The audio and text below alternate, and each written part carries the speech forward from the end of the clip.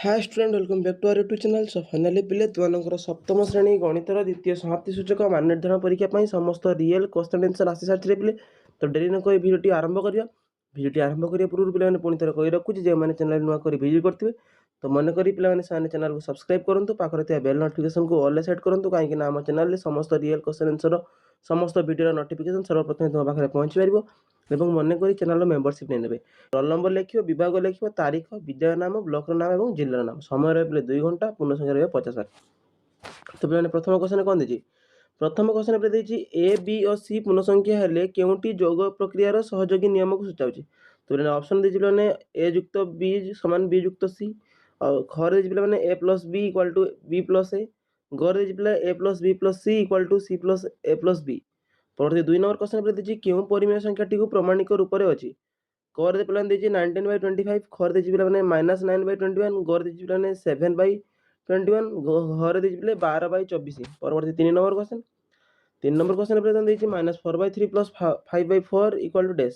ତ आंसर ପାଇଁ ଅପସନ କ ରେ ଦେଇଛି ପିଲାମାନେ 1/7, ଖ ରେ ଦେଇଛି -9/7, ଗ ରେ ଦେଇଛି ପିଲାମାନେ -1/12, ଘରେ ଦେଇଛି ପିଲାମାନେ -20/12। পরবর্তী কোশ্চেন 4 নম্বর। 4 নম্বর पे তাଙ୍କୁ ଦେଇଛି ତ୍ରିଭୁଜର ମଧ୍ୟମ ଗୁଡ଼ିକ ପରସ୍ପରକୁ କେତୋଟି ବିନ୍ଦୁରେ ଛେଦ କରନ୍ତି? କ ରେ ପିଲା 3ଟି, ଖ ରେ 2ଟି, ଗ ରେ ଗୋଟିଏ, ଘ ରେ 4ଟି। ପରବର୍ତ୍ତୀ 5 নম্বর কোশ্চেন पे ଦେଇଛି ତ୍ରିଭୁଜର ଗୋଟିଏ କୋଣର ପରିମାଣ 75 ডিগ্ରୀ ହେଲେ ଅନ୍ୟ ଦୁଇଟି କୋଣର ପରିମାଣ ନିମ୍ନ ମଧ୍ୟରୁ କେଉଁଟି ଠିକ୍ ହେବ? ତ କ ରେ ପିଲା ଦେଇଛି 75 ডিগ্ରୀ ଏବଂ 40 ডিগ্ରୀ, ଖ ରେ ଦେଇଛି ପିଲାମାନେ 55 ডিগ্ରୀ ଓ 50 ডিগ্ରୀ, ଗ ରେ ଦେଇଛି ପିଲାମାନେ 65 ডিগ্ରୀ ଓ 50 ডিগ্ରୀ, ଘ ରେ ଦେଇଛି ପିଲାମାନେ 30 ডিগ্ରୀ ଓ 50 ডিগ্ରୀ। ପରବର୍ତ୍ତୀ କୋଶ୍ଚେନ 6 নম্বର ପିଲେ।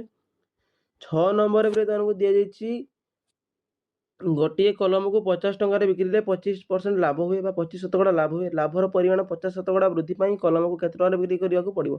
ତ ଅପସନ ଏ ରେ ପିଲାମାନେ ଦେଇଛି 100 ଟଙ୍କା, ଖ ରେ ପିଲାମାନେ 55 ଟଙ୍କା, ଗ ରେ ପିଲାମାନେ 60 ଟଙ୍କା ଏବଂ ଘ ରେ 65 ଟଙ୍କା। ପରବର୍ତ୍ତୀ କୋଶ୍ଚେନ ଯାଇକି 7 নম্বର। 7 নম্বର କୋଶ୍ଚେନ ପିଲା ଦେଇଛି ବର୍ଗ ଚିତ୍ରର ବାହୁର ଦୈର୍ଘ୍ୟ ଅଧା ହୋଇଗଲେ କ୍ଷେତ୍ରଫଳର ପରିମାଣ କେତେ କମିଯିବ? ତ କ ରେ ପିଲା ଦେଇଛି କ୍ଷେତ୍ରଫଳର ଅଧା ହେବ, ଖ ରେ ପିଲାମାନେ କ୍ଷେତ୍ରଫଳର 1/4 କମିଯିବ, ଗ ରେ ଦେଇଛି ପିଲାମାନେ କ୍ଷେତ୍ରଫଳର 1/3 କମିଯିବ, ଘ ରେ ପିଲାମାନେ ଦେଇଛି କ୍ଷେତ୍ରଫଳର 3/4 କମିଯିବ। ପରବର୍ତ୍ତୀ 8 নম্বର କୋଶ୍ଚେନ। 8 নম্বର କୋଶ୍ଚେନ पे ଦେଇଛି ସେମାନଙ୍କୁ 2026 ମସିହା ଜାନୁଆରୀ ମାସର ଦିନ ସଂଖ୍ୟା 31 ହେବାର ସମ୍ଭାବ୍ୟତା କେତେ? ତ ଅପସନ ମାନେ କ ରେ ପିଲାମାନେ 1, ଖ ରେ ପିଲାମାନେ 1/2, ଗ ରେ ପିଲାମାନେ ଦେଇଛି 1/31, ଘ ରେ ଦେଇଛି ପିଲାମାନେ 1/20। ପରବର୍ତ୍ତୀ 9 নম্বର କୋଶ୍ଚେନ पे ଦେଇଛି 9 ରୁ 13 নম্বର ପର୍ଯ୍ୟନ୍ତ ସମସ୍ତ ପ୍ରଶ୍ନର ଉତ୍ତର ଲେଖି ଶୂନ୍ୟ ସ୍ଥାନ ପୂରଣ କରିବ। ତ 9 নম্বର କୋଶ୍ଚେନ ଅଛି ପିଲାମାନେ 7 ର ଯୋଗାତ୍ମକ ବିଲୋମୀ କ'ଣ? 7 ର ଯୋଗାତ୍ମକ ବିଲୋମୀ କ'ଣ ହେବ? ତାପରେ ପିଲାମାନେ 10 নম্বର କୋଶ୍ଚେନ। 10 নম্বର କୋଶ୍ଚେନ ଦେଇଛି 2 ଟୁ ଦି ପାୱାର 4 ର ମାନ କେତେ? 11 নম্বର କୋଶ୍ଚେନ पे ଦେଇଛି কোণ ଏ ର ପରିମାଣ 70 ডিগ্ରୀ ହେଲେ ଏହାର ପରିପୂରକ କୋଣର ପରିମାଣ କେତେ ହେବ? ଯାହାର ମାର୍କ ରହିଲେ 1 ମାର୍କ ଲେଖା 5ଟି କୋଶ୍ଚେନ 5 ମାର୍କ। ପରବର୍ତ୍ତୀ 12 নম্বର କୋଶ୍ଚେନ। 12 নম্বର କୋଶ୍ଚେନ पे ଦେଇଛି ବୃତ୍ତର ବ୍ୟାସ 14 ସେଣ୍ଟିମିଟର ହେଲେ ଏହାର ପରିସୀମା ଡ୍ୟାଶ ଅଟେ।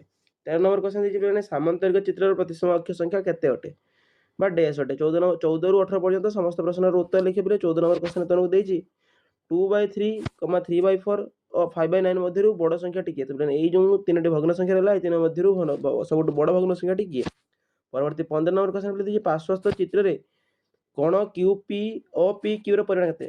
ଯେଉଁ OPQ ପିଲେ OPQ ଯେଉଁ ଏଇ କୋଣର ପରିମାଣଟା କେତେ ହେବ ପିଲେ ଯାହା ଲେଖିବ। ପରବର୍ତ୍ତୀ 16 নম্বର କୋଶ୍ଚେନ।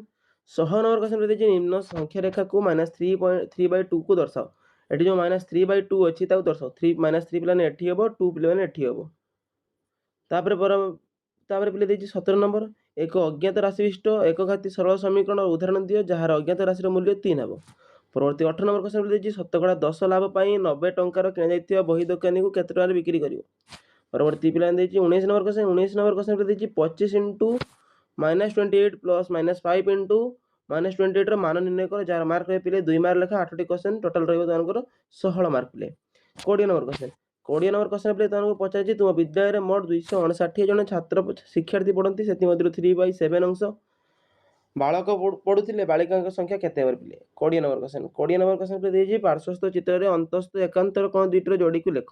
ତ ଯେଉଁ ଚିତ୍ର ଅଛି ଏହାର ଅନ୍ତସ୍ଥ ଏକାନ୍ତର କୋଣ ଦୁଇଟି ଯୋଡ଼ିକୁ ଲେଖିବ ପିଲେ। 22 নম্বର କୋଶ୍ଚେନ ଦେଇଛି ଜଣକୁ 15x + 10y + 7 ଓ 18 - 7y + 3x କୁ ଯୋଗ କର। ପିଲାମାନେ ଏଇ ଦୁଇଟା ଯେଉଁ ସମୀକରଣକୁ ଯୋଗ କରିବେ ପିଲେ। ପରବର୍ତ୍ତୀ କୋଶ୍ଚେନ 23 নম্বର ପିଲେ।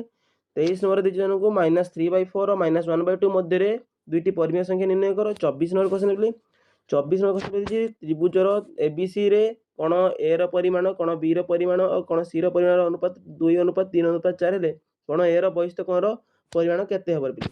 ପରବର୍ତ୍ତୀ 25 নম্বର କୋଶ୍ଚେନ। 25 ନମ୍ବର କ୍ୱେଶ୍ଚନ ପେପର ଦେଇଛି ଦତ୍ତ ଚିତ୍ରରେ 2ଟି ପ୍ରତିସମ ଅକ୍ଷ ଅଙ୍କନ କରେ। ଯେଉଁ ଚିତ୍ରରେ ଅଛି ତାର 2ଟି ପ୍ରତିସମ ଚିତ୍ର ଅଙ୍କନ କରିବେ ପିଲେ। 26 ନମ୍ବର କ୍ୱେଶ୍ଚନ ପିଲାଙ୍କୁ ଦେଇଛି ଲଡୁ ଗୋଟିକୁ ଥରେ ଗଡ଼ାଇଲେ 5ରୁ କମ୍ ପଡ଼ିବାର ସମ୍ଭାବ୍ୟତା କେତେ ନିର୍ଣ୍ଣୟ କର। ପରବର୍ତ୍ତୀ 27 ନମ୍ବର କ୍ୱେଶ୍ଚନ। 27 ନମ୍ବର କ୍ୱେଶ୍ଚନ ଦେଇଛି 27ରୁ 30 ନମ୍ବର ପର୍ଯ୍ୟନ୍ତ ଦେଇଛି ପିଲାମାନେ ପ୍ରତ୍ୟେକ ଗାଣିତିକ ଧାରା ଅନୁସାରେ ଲେଖିବ ଯାହାର ମାର୍କ